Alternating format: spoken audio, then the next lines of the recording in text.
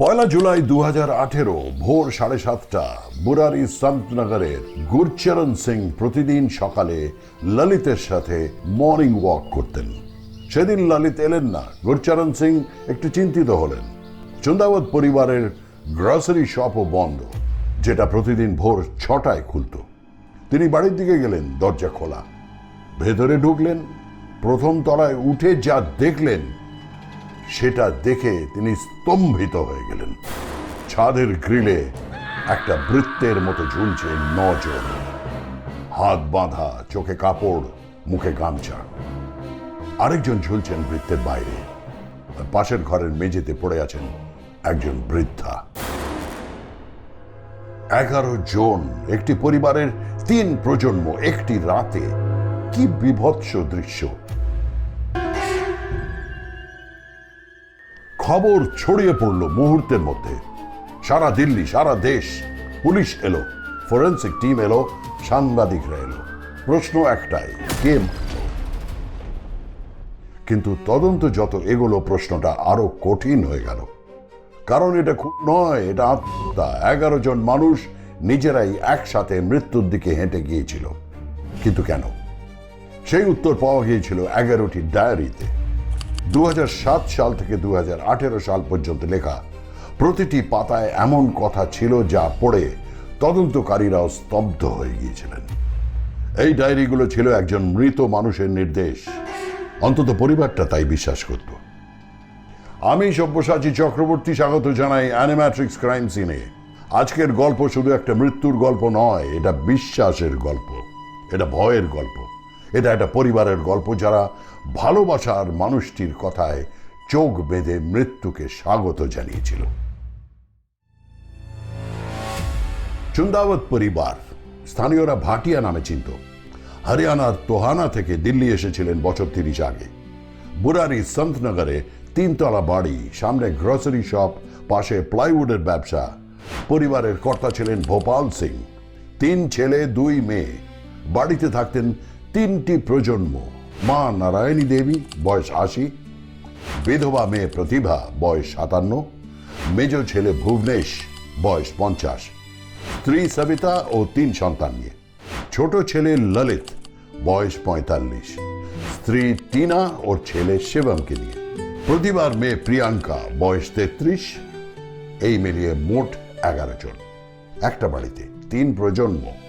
প্রতিবেশীরা বলতেন এই পরিবারটা অন্য রকম, সবসময় হাসি মুখ, দোকান সবসময় খোলা, পুজোয় উৎসবে সবাইকে ডাকতো।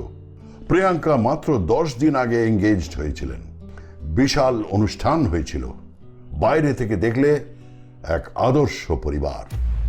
কিন্তু এই পরিবারের ভেতর 11 বছর ধরে একটা গোপন জগৎ ছিল, যেটার কথা কেউ জানত না।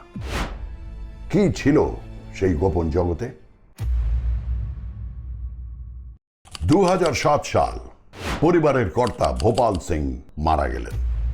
ললিতের জন্য এটা ছিল একটা ভয়ানক আঘাত। বাবাকে সে অসম্ভব ভালোবাসত। ভোপাল সিং ছিলেন পরিবারের কেন্দ্র, সবার ড্যাডি। এর কিছুদিন পরে ললিত একটা দুর্ঘটনায় প্রায় মারা যাচ্ছিলেন, বেঁচে গেলেন। কিন্তু সেই ধাক্কায় কথা বলার ক্ষমতা হারিয়ে ফেললেন। কয়েক মাস চুপ করে থাকলেন। ডাক্তাররা বলেছিলেন সাইকিয়াট্রিক সাহায্য দরকার, কিন্তু পরিবার সেদিকে যায়নি। তারপর একদিন পরিবার যখন হনুমান চালিসা পড়ছিল, ললিত হঠাৎ কথা বলতে শুরু করলেন। কিন্তু সেটা কি সত্যি ললিতের কণ্ঠস্বর ছিল? পরিবার বিশ্বাস করল না। এটা ভোপাল সিং এর আত্মা, মৃত বাবা ছেলের শরীরে ফিরে এসেছেন। কি অবিশ্বাস্য! কেমব্রিজ ইউনিভার্সিটির সাইকোলজি জার্নালে এই কেস বিশ্লেষণ করে বলা হয়েছে ললিতের ভয়েসের এই স্পন্টেনিয়াস রিকভারি পরিবারের বিশ্বাসকে আরো শক্তিশালী করে তুলেছিল। পরিবার মনে করল বাবার কথা মতো চললে পরিবারে সুখ সমৃদ্ধি আসবে। আর সেই থেকে শুরু হলো ডায়েরি লেখা। প্রথম এন্ট্রি 2007 সালে, শেষ এন্ট্রি ঘটনার আগের রাতে। ডায়েরিগুলো লিখতেন মূলত ললিত, পরে প্রিয়াঙ্কা ও নিতু। হ্যান্ডরাইটিং এক্সপার্ট সেটা নিশ্চিত করেছেন।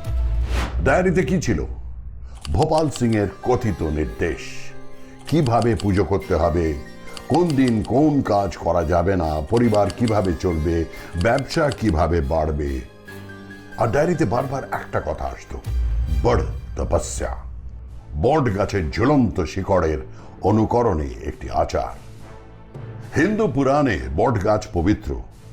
ডায়েরি বলতো এই আচার সম্পন্ন করলে পরিবার মহান হয়ে উঠবে, বাবা সরাসরি দেখা দেবেন, পরিবারের সব ইচ্ছা পূরণ হবে। পরিবার 11 বছর এই নির্দেশ মেনে চলেছিল, আর প্রতিটি নির্দেশ মানার পরে কিছু না কিছু ভালো হয়েছিল। ব্যবসা বেড়েছিল, সমস্যা মিটেছিল। এইটাই পরিবারের বিশ্বাসকে আরো গভীর করে তুলেছিল।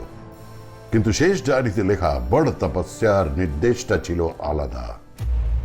এবার হাত বাঁধতে হবে, চোখ ঢাকতে হবে, মুখ বন্ধ রাখতে হবে, আর ঝুলতে হবে। পরিবার বিশ্বাস করেছিল এটা মৃত্যু নয়, এটা একটা আচার।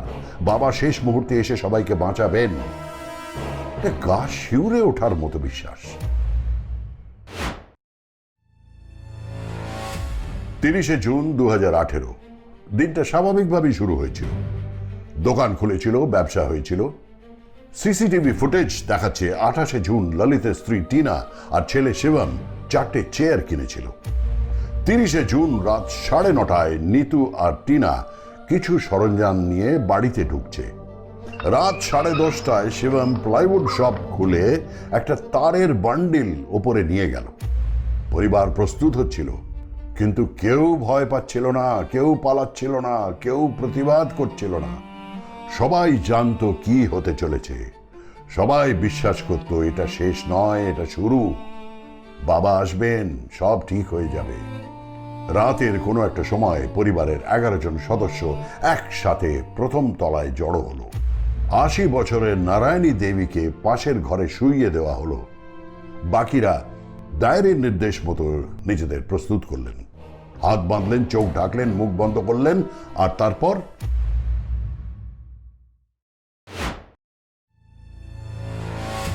পুলিশ প্রথমে ভেবেছিল খুন, কিন্তু এভিডেন্স একে একে অন্যদিকে গেল। পোস্টমর্টেম রিপোর্ট বলল কোনো স্ট্রাগলের চিহ্ন নেই, কেউ বাধা দেওয়ার চেষ্টা করেনি।